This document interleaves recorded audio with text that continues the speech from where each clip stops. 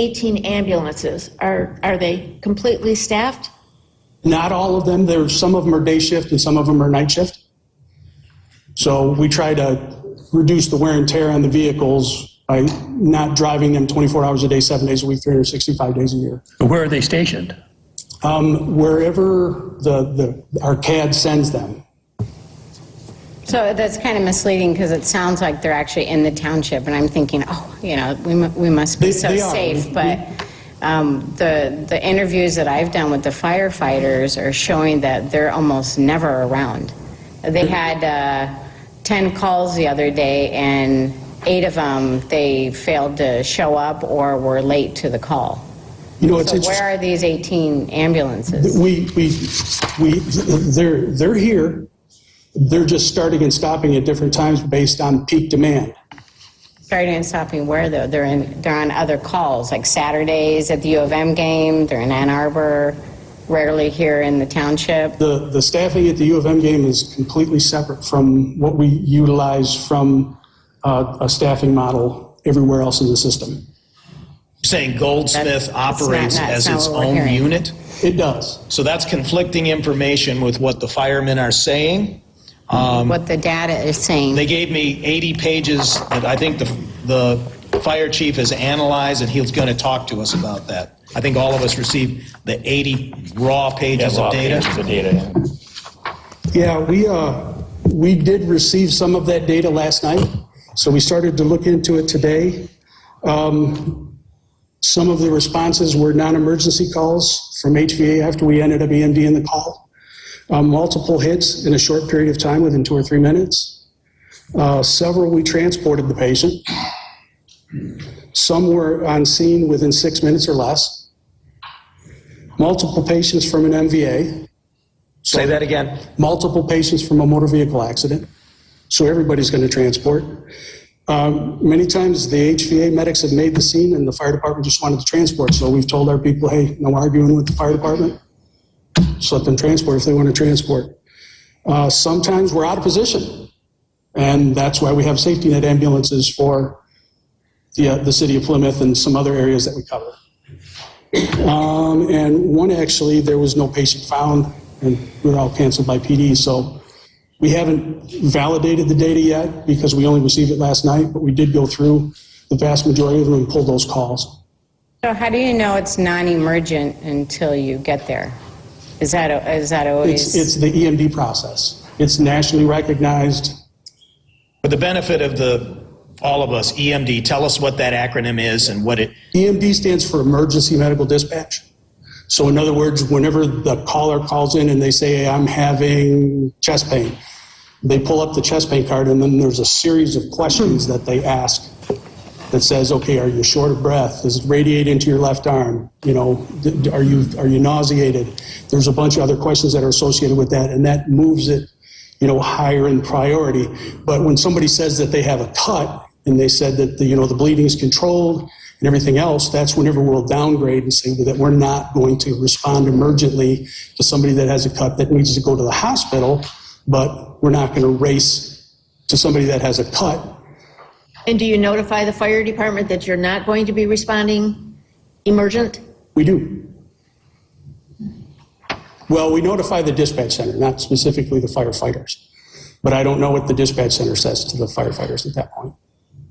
So my biggest concern here is in the contract here, it says that the standard is agreed to be 10 minutes from the time HVA receives the call. And like I said, I've met with the firefighters who have serious concern for the citizens when HVA is coming from South Lyon, 15-minute ETA, New Hudson.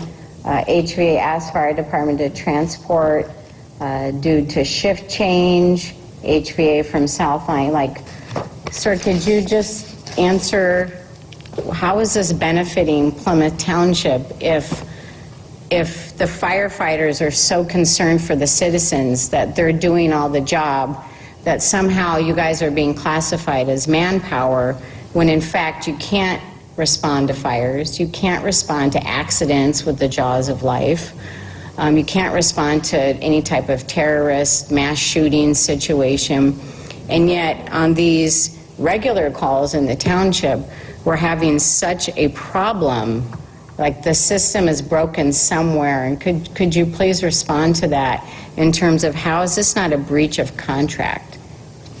Well, I mean, like I said, we haven't had an opportunity to completely validate the data that we got just last night. You know, I don't. You've had this, I mean, how long have we been in contract with them? Since 2021? No, we've actually. Well, we've been here, Yeah, so- for 35 plus years or Yeah. more. But contract 21. My understanding is that it was working very well in the beginning when you guys were with the city of Plymouth, and some of the other extenuating circumstances, but it's just not working anymore. The firefighters are very concerned for the citizens. We just had this amazing police entry into a fire was because Station 2 went out for a medical emergency in Bradbury, and so they were not at Station 2 who would respond to that fire.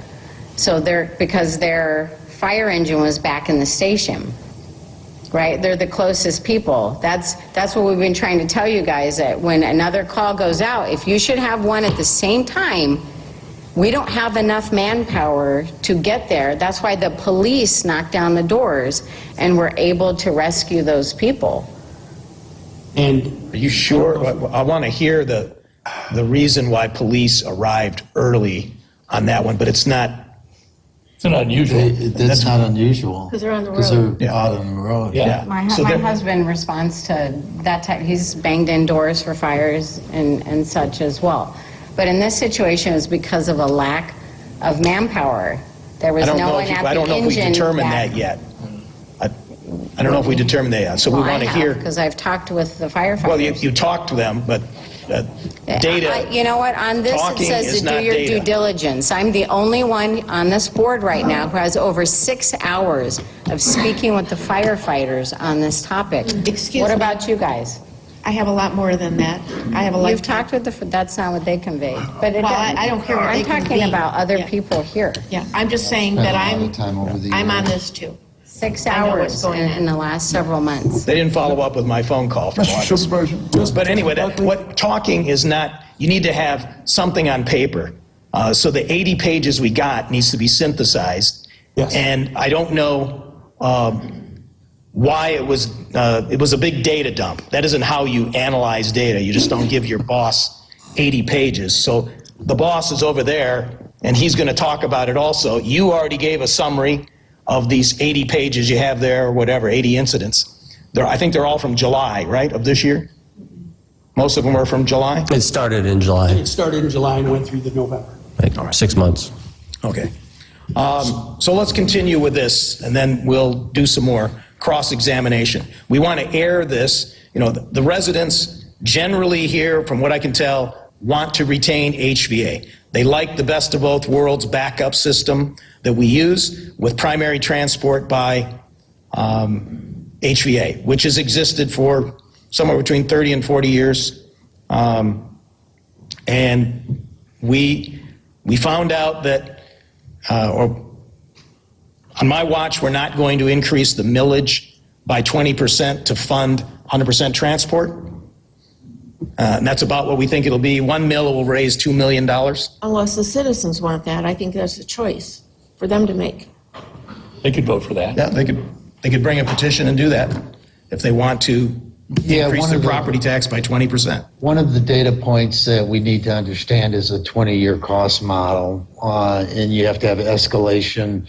You know, salaries escalate 3.5% a year.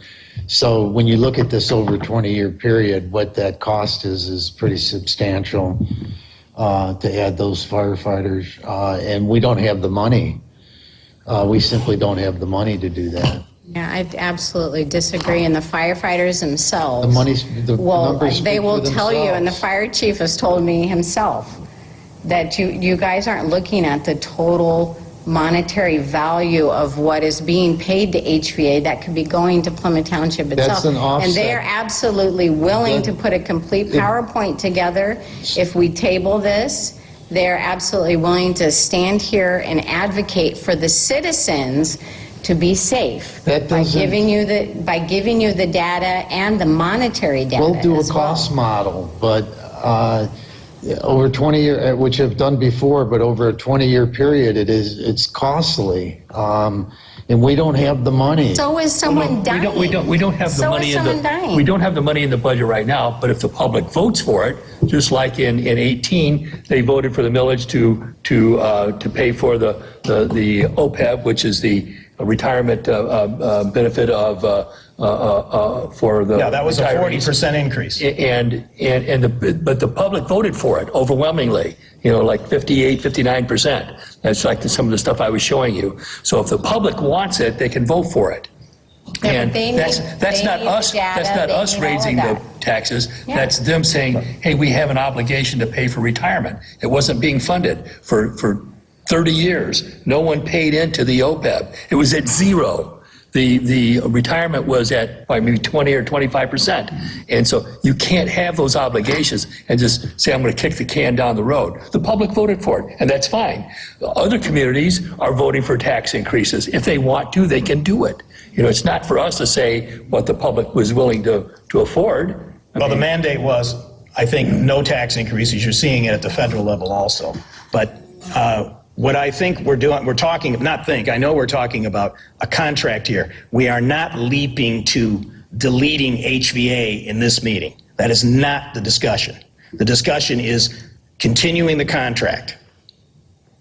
If we're going to delete HVA, that is a major policy change and tax increase that on July 9th, our voters were in here and they said they didn't want that.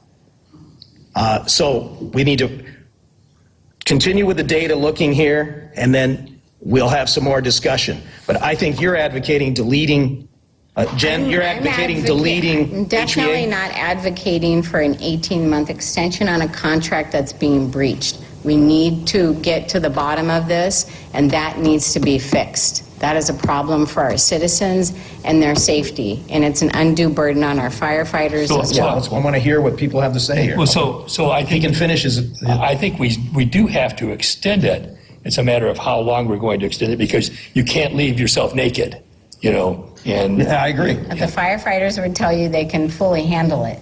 Yeah, and there's reports done that says they cannot. Well, they've been asking for a 7-man minimum for a long time. And no one will provide that for them because Well, I know the legislature is overtime. talking about that. Yeah, that's being talked in the lame duck Yeah. where it would be. Yeah. Excuse me, could I ask Mr. Hood, if we table this contract to allow us the opportunity to have study sessions where you can be present, the fire chief can be present, the firefighters can be present, the citizens can be present. I think the biggest issue here is that we don't all understand how this operates. And if we don't understand, it's easy to say, I just want Plymouth Township or I just want HVA, but if you don't understand all of the parameters of the agreement that we have, it makes no sense. So if we voted to table this to a future date, what is the position of HVA? It's not table, it's postponed. Postponed, excuse me. But we'll have we would be operating without a contract. And that after has this. been done before. Well, not since 2021. So the attorney can tell us, and Mr. Hood, whether he'll continue to cover us during that period of time. That's why I'm asking. Well, it's only 18 months, correct? Right. And I think by the time we talk about it and think about it and discuss it, another year will pass by. Yeah. To me, 18 is a reasonable amount of this time. But the why I firefighters is proposed saying it. it's not I do. reasonable. I agree. This is dangerous. 18 months is dangerous. Well- Another day is dangerous. Maybe we should just do a year extension. Hold on. Mr. Go ahead. Supervisor. John? With all kindness and respect for the opinions of everyone on the board, I believe there's consensus. I also believe, in my opinion, this is the best example of the new style of leadership and decision-making of Charles Kermey. There is a proposed motion here for 18 months. And I mean, motion when has you, been and discussed. Ian Culver, the captain and firefighter union president, was at my law office at 8:30 this morning, and he was surprised to find me there. I had already been texting with the supervisor at 7:30 this morning. So the fact-finding and the data, whichever, long A or short A, you wish to have, let it be for 18 months, and then, I mean, forgive me, I'm a practicing lawyer. We're going to adjourn this for 18 months, and then the judge comes back with a recommendation. And in all likelihood, I'll probably adopt it. So, is there not consensus from the chief, from the firefighter union president, Culver? Before the meeting, they told me there was consensus to 18 months. And there's a proposed motion here. Be glad to read it. Read it. No. Shall I? Don't we It want to should be- hear- It should be amended to something shorter, and I would let's hear- ask Captain Culver, you guys are looking for free stuff. This isn't free, your lives are at risk. I'm not understanding what you guys don't get about it. I'm not afraid. I can tell you that the city of Plymouth residents feel that they're using paid on call, and they're using HVA. And they're investing $2 million homes. So we need to continue the dialogue. The fire chief has said he hasn't had a regular meeting with them. I think we can work through these, but I still want to hear some more. Eventually, some of you, if you want to speak, you can, but we are not going to make a decision based on what only one group thinks is necessary. You know, there's a concept called rent seeking in economics, and we want to make sure that that isn't going on. So look up rent seeking on your Google. Would you like me to read the motion? There's a citizen who'd like to Well, speak. we're not ready yet. I think some people, well, first of all, we owe Mr. Hood, yes. the opportunity to finish what he's saying. Well, I think from my perspective, we're fine with 18 months. We're fine with moving forward. We will never leave the residents of Plymouth Township uncovered. Trustee Groth, your husband was a fantastic man. Him and I had a fantastic relationship. I have nothing but huge accolades for the man. He was just a gentleman and a scholar. Trustee Buckley, we just so you know, we don't advertise it, but we do have a tactical EMS team that works with the Michigan State Police and works with the Secret Service and the FBI, and we do go into the hot zone. So anytime MSP is sent to one of these schools, one of our HVA paramedics is going in with them. And where will they be coming from? Wherever MSP asks us to send them. We go to Flint, we go to Saginaw, we go wherever they tell us to go. Sometimes they pick us up in a Black Hawk helicopter in the parking lot. And there are many people who feel that we have the best of both worlds, and that's why I was proposing that we postpone or table, whatever the word is, just to give us an opportunity to do some of the fact-finding, to talk about what the issues are and what's acceptable. Because to some people, there are things that are acceptable that other people would say absolutely not. So if you want the public to be on board, you need to educate them and inform them exactly what the system is and how it works. That's why I asked. I think, well, let's finish what you have to say. But I think the public is pretty on board. They don't understand the details, but they have not said they want to jettison HVA, and they like the best of both worlds, where we have the backup. In case of a major emergency, you have many more opportunities for ambulances to arrive, and also when these people, they have their price, their model, they're making money off transport, so that's what they want to do. I really think we need to look at also what's it called, mutual aid. Mutual aid, our surrounding townships and cities are calling on us for medical mutual aid and an increasing amount. And they're using the model that you're advocating, Jen, which is 100% transport. And we are backing them up because many times those townships like Canton or City of Westland, Northville cannot keep up. So we have what they don't have. They don't use HVA, at Canton Township or Northville Township at all. Even if they need them in a dire emergency, they're generally not going to be there because they don't have an agreement to do it. So we are balancing the best of everything here, and that is what makes Plymouth Township a well-run, low-tax, smart way of using our resources here. So what I want today is I want this contract renewed for a period of time. 18 months is preferred to give us, government doesn't move at lightning speed, to give us time to gather more information. And maybe we need to also hire, they've done an analysis already in 2010, ICMA, or the fire chief has some other consulting company he might want to consider. And bring your data, bring your analysis, and we make the decision like you do in business.